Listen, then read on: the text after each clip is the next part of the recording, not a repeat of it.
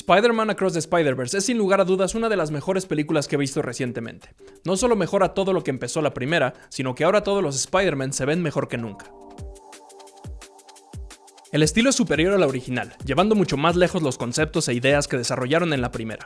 Es una verdadera obra de arte. Es impresionante lo comprometido que estaba todo mundo con la realización de esta película, llevándolo a tal extremo que los animadores les tomó aproximadamente una semana animar cada segundo de la película, la cual dura 117 minutos y se nota. Ya había acabado de editar el video, pero me acabo de enterar que la persona que animó la secuencia de Lego es un niño de 14 años llamado Preston Mutanga, quien llamó la atención del codirector de Across the Spider-Verse después de recrear el primer tráiler en Lego. La historia, aunque empieza despacio y definitivamente se toma su tiempo en desarrollar la problemática, creo que funciona muy bien y hace que todo el sistema de multiverso se sienta lo suficientemente diferente y casual como para que no distraiga demasiado. Aunque voy a aprovechar este video para pedirle a absolutamente todos los guionistas de la historia, por favor, dejen de escribir ya historias de multiversos. Ya no son sorpresa, ya no hay nada más que explorar. Algo que sí me saltó es que todo el canon depende de que Spider-Man pierda a un ser querido, pero Miles ya había perdido a su tío. ¿Él no cuenta o qué? Obviamente mi Spider-Man favorito fue el Spider-Man 2099, con su diseño increíble y la voz de Oscar Isaac, pero el que considero el mejor Spider-Man, y de todas las películas, no solo de esta, es a Peter B. Parker.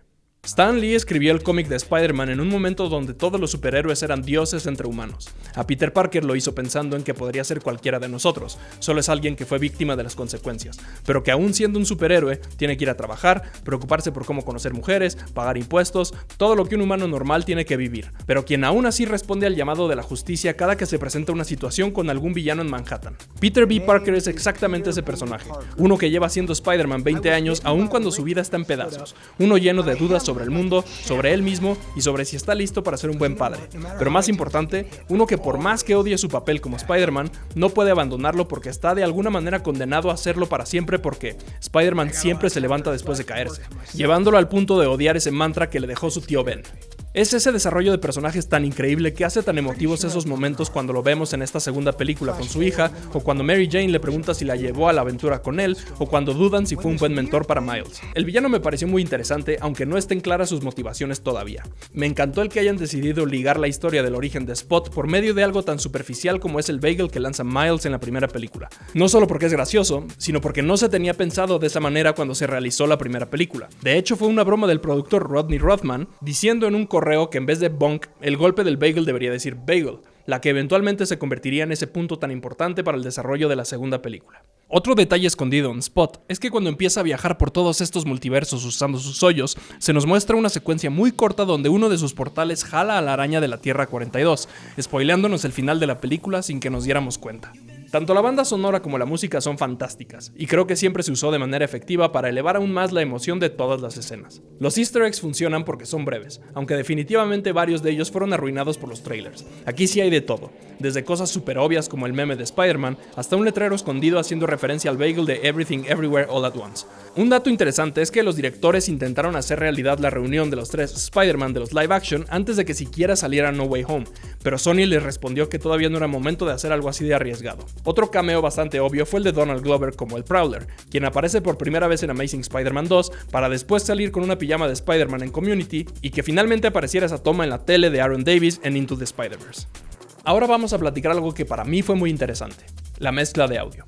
Contrario a lo que mucha gente en mi TikTok cree, sí se pueden usar los oídos para escuchar cosas mientras vemos películas. Resulta que esta película tuvo dos problemas con la mezcla de audio diferentes, uno para la versión en español y otro para la versión en inglés. Español. Hice un video la semana pasada hablando de este tema tan particular, pero se los dejo aquí para los que no me siguen todavía en TikTok o en Instagram. Tuve la oportunidad de ir a la premiere de Across the Spider-Verse y para mi sorpresa, nos pasaron la versión doblada de la película. Aunque las voces de los participantes no están mal, definitivamente hacen que la experiencia sea mucho menos satisfactoria por culpa de estos tres puntos. El primero, que para mí fue el más obvio desde el principio, la dirección. Muchas de las voces no cambian independientemente de en dónde se encuentren los personajes ni qué estén haciendo. Hablan con el mismo tono y el mismo volumen, estén dentro de una casa o volando entre edificios. El ejemplo más claro es cuando la Mancha es golpeado por Spider-Man y este sigue hablando como si nada, aun cuando está rodando en el piso después de caer varios metros. Este no es necesariamente un problema del actor que está prestando su voz para el personaje, sino de una falta de dirección concisa. La segunda es la sobretropicalización de los diálogos. Creo que es bastante innecesario que una de cada dos palabras que dice cada personaje sea una expresión coloquial. Se siente súper fuera de lugar todo el tiempo, y aunque la mayoría del tiempo se trata como como parte del humor, en lo personal creo que no lo logra ni una sola vez, especialmente cuando estos personajes específicos usan frases que solo utilizamos en Latinoamérica, pero ellos siguen estando en Nueva York. Aquí el ejemplo más jodido es cuando Gwen dice miércoles 10 veces seguidas en vez de decir mierda, solo para no volver a decirlo toda la película. Como último, pero no menos importante, tenemos la mezcla de audio. Pocas cosas me sacan tanto de una película como escuchar las voces de todos 3 o 4 veces más fuerte que el resto de los sonidos en la película. Esto hace que se sienta bastante falsa toda la experiencia y por lo menos para mí, denota una falta de esfuerzo en algo que hace también la versión con el audio original. Gran parte de por qué una película se siente auténtica es porque logra suspender nuestra realidad durante esas 2 horas que estamos viendo la pantalla. Misma suspensión que, por lo menos para mí, se ve arruinada cuando lo que estoy viendo no coincide con lo que estoy escuchando. Y a algunos de ustedes podrá parecerles mínimo, pero para mí es muy importante, al grado que Across the Spider-Verse en su idioma original considero que es un 10 de 10, pero Across the Spider-Verse en su versión doblada creo que es un 7 de 10. Inglés. También tuvieron problemas con algunas de las copias donde sucedía lo opuesto. La música y los efectos hacían que partes de los diálogos no se escucharan, pero Sony se encargó de actualizar todas las versiones para arreglar ese problema. Y es la primera vez que me entero que pasa algo así en el cine. Y bueno, ya llegando al final de la película, odié cómo acabó porque ahora tenemos que esperar un año para ver la segunda parte de esta historia que definitivamente se puso mucho mejor mientras más avanzaba. Parte de mí esperaba algo así cuando me di cuenta que ya llevaba más de hora y media en la sala y sabía que duraba un poco menos de 2 horas, pero de todas maneras no pensé que nos fueran a dejar con ese final tan abrupto. Esta película y todos los involucrados se merecen todo el amor y el reconocimiento que están obteniendo. No solo es una obra de arte, además es el ejemplo perfecto de cómo sí hacer una película animada. Tanto Into the Spider-Verse como Across the Spider-Verse llegaron para cambiar todo el medio del cine animado proponiendo técnicas y estilos completamente diferentes a los que Pixar dejó como el estándar hace ya un par de décadas, y el cual fue replicado por todos los estudios de animación durante todo ese tiempo. Algo que de verdad aprecio y valoro de cualquier película es cuando el equipo detrás se arriesga a contar una historia de alguna forma diferente. Puede ser por el estilo de la narrativa, o por el formato, o como en este caso, por el estilo visual. Esto se ve en muchas formas y en muchas escalas, desde el cineasta independiente que sale a producir su primera película, hasta el estudio enorme que le da la libertad creativa a sus integrantes. Arriesgarse es lo que realmente empuja el medio hacia algo más interesante y más único. En el caso de esta película, todos los involucrados tomaron riesgos durante años para entregarnos una pieza de arte que sobresale de todo lo demás, en un mundo saturado de contenido. Y la realidad es que hacer algo así de bueno e interesante es muy fácil. Solo tienes que juntar a la gente más creativa y capaz del mundo. Nada más. 10 de 10.